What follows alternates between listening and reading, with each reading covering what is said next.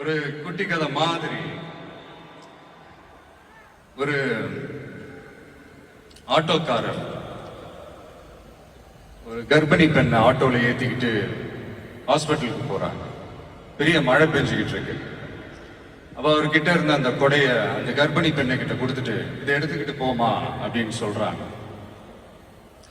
அப்ப அந்த பொண்ணு சொல்றாங்க,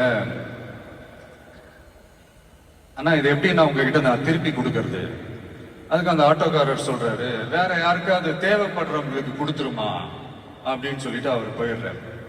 அந்த கர்ப்பிணி பெண் அந்த கொடையை எடுத்துக்கிட்டு ஹாஸ்பிட்டல் வாசலுக்குள்ள போகும்போது அந்த வாசல்ல ஒரு பெரியவர் மழைக்கு பயந்துகிட்டு அப்படியே கை கட்டிக்கிட்டு நின்றுட்டு இருக்கிறார்.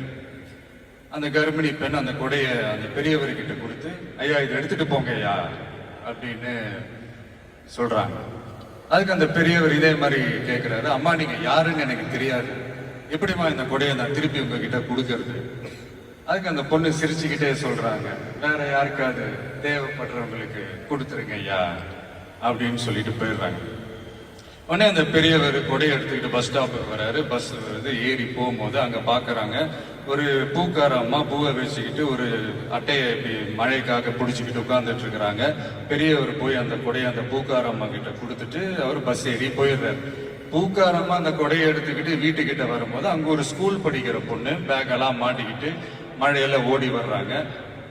அவங்க போய் அந்த ஸ்கூல் பொண்ணு கிட்ட கொடையை கொடுத்துட்டு, மழையில நனையாதம்மா இதை எடுத்துக்கிட்டு போங்க அப்படின்னு சொல்றாங்க. அந்த பொண்ணு தேங்க்ஸ் அப்படின்னு சொல்லிட்டு வீட்டுக்கிட்ட வரும்போது அந்த பொண்ணோட அப்பா பதட்டத்தோட வாசல்ல நின்றுட்டு இருக்கிறாரு. பொண்ணு மழையில நனைஞ்சுக்கிட்டு வரணுமே அப்படின்ட்டு. அந்த அப்பா வேற யாரும் இல்ல, அந்த ஆட்டோக்காரர்.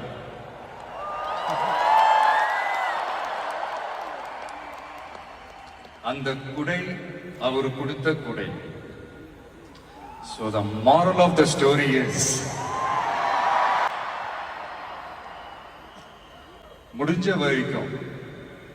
வரைக்கும் எல்லாருக்கும் சின்ன சின்னதா ஒரு நல்லது, சின்ன சின்னதா ஒரு ஹெல்ப் அது செஞ்சு இருந்து பாருங்க. லைஃப் ஒரு மாதிரி ஜாலியா இன்ட்ரெஸ்டிங்கா இருக்கும்.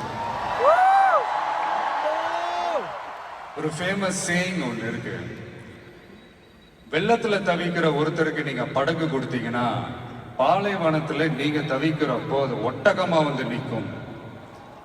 இப்ப யாராவது உங்களுக்கு ஏதாவது கெடுதல் செஞ்சுட்டாங்கன்னு வைங்களேன், அது நீங்க பழி வாங்கிட்டீங்கன்னு வைங்களேன், அந்த நாள் முழுக்க நீங்க சம மகிழ்ச்சியா இருப்பீங்க.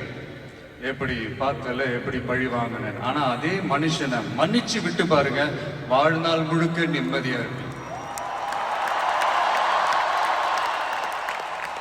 அதனால யாரையும் கஷ்டப்படுத்துறதுக்கோ யாரையும் அவமானப்படுத்துறதுக்கோ யாரையும் பழி வாங்குறதுக்கோ இல்லைங்க இந்த வாழ்க்கை.